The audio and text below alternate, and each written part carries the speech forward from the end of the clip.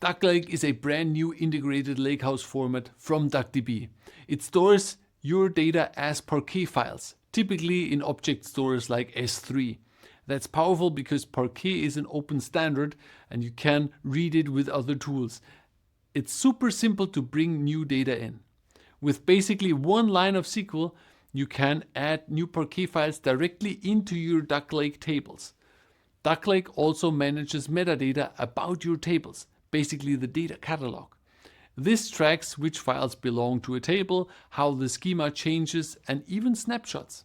Snapshots let you roll back to a previous state or see exactly how a table looked at a given point in time.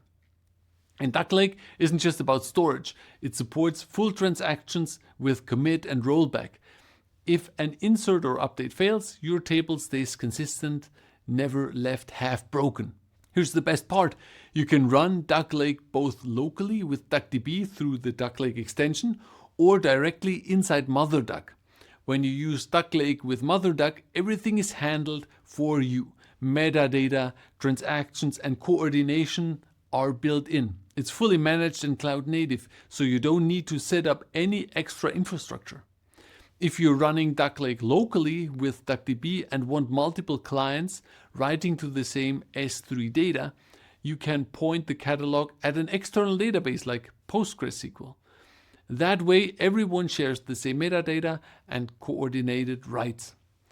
Compared to formats like Apache Iceberg or Delta Lake, DuckLake takes a simpler path. Fewer moving parts, fast to set up, and a natural fit for MotherDuck and DuckDB users. In short, DuckLake is the lakehouse for your DuckDB and MotherDuck setup. So let's set it up.